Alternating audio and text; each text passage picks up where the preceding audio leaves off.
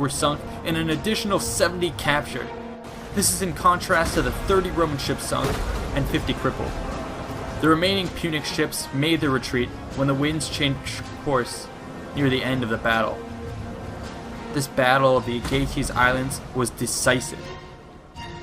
Carthage was left with neither the resources nor the determination to raise another fleet in the face of such a defeat. Hamilcar and the remaining Punic strongholds were now fully isolated. Ultimately, this meant that any ember of hope for Carthaginian victory was snuffed out. Under these conditions, Hamilcar was given full authority to begin peace negotiations. Jubilation ensued in Rome as Catulus and the praetor Falto returned to celebrate a triumph for their final victory. The war had been won, but at great cost. Polybius claims that the Romans had suffered nearly 700 ships, with many of them going down with all hands in terrible storms. Carthage suffered similarly high losses of around 500 warships, but the sailors aboard these were often saved or captured during the course of naval engagements. Yet despite these losses, Rome had persevered. On the whole, it can be said that Rome won the war because it was willing to risk more than the Carthaginians. Throughout the conflict, Roman commanders had shown relentless perseverance in pressing forward. This is epitomized by the invasion of Africa in 256. Although Regulus's expedition ended in disaster, it showed the degree to which Rome was willing to expand the scope of the war to achieve victory.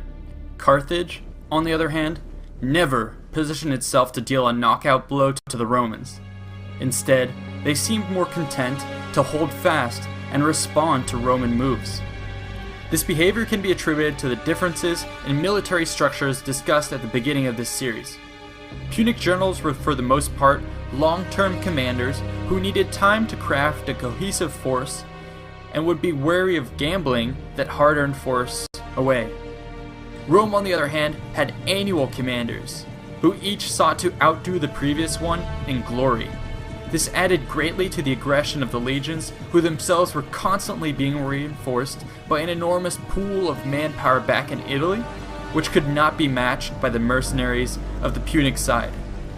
Slowly, but relentlessly, Carthage was forced back across Sicily.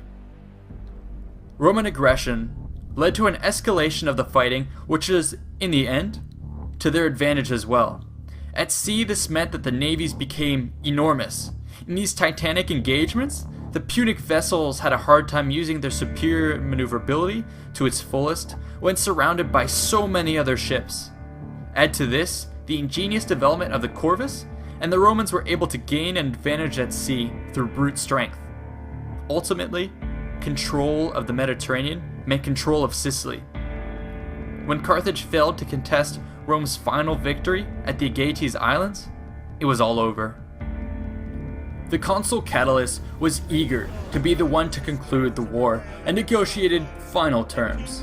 As victor, he was sure to treat Rome as undisputed champion, but he showed a small degree of leniency to speed up negotiations before a commander could be appointed to replace him. Hamilcar was able to gain, in this way, the concession that all his forces would be able to leave Sicily without surrendering their arms to Rome, thus safeguarding their honor. The rest of the terms dictated by Catulus, however, were highly punitive, and are as follows. First, Carthage must evacuate all forces from Sicily. Second, neither side was to be allowed to make war on the other's allies or become involved in the other's internal affairs. Third, Carthage must release all Roman prisoners at no cost, while Carthaginian prisoners would only be returned upon payment of a ransom. Fourth, Carthage must pay Rome 2,200 Euboean talents over the next 20 years. Rome would only approve the treaty by increasing the payments to 3,200 talents, with 1,000 payable immediately. In addition to leaving Sicily, Carthaginian forces must also evacuate all of the small islands between Sicily and Africa. This treaty was meant to be punishing.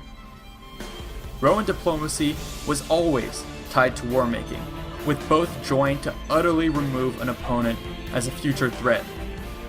Oftentimes, a recently defeated entity would be made a subordinate ally to the Roman power, and its forces used to supplement the capacity of the legions.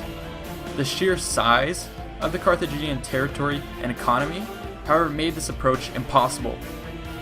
It is this factor which had caused Rome to further increase the economic pressure on the treaty. These are expected to keep Carthage in check for the foreseeable future. Rome was perhaps too quick to judge the fate of this defeated power. Though Carthage became embroiled in brutal internal conflict following the First Punic War, they would bounce back. Punic advances into Spain, led by the Barcid family, allowed new wealth to pour into the city of Carthage. Trade networks were renewed, and agriculture flourished. To the amazement of Rome, Carthage was in a position to pay off the war indemnities well ahead of schedule. Carthage, the felled beast, was recovering from her wounds. These wounds had only proved to be temporary, but had festered with hate and a desire for revenge.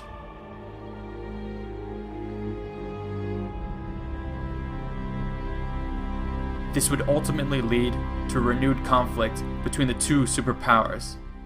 Now, it would be Carthage's turn to strike at Italy.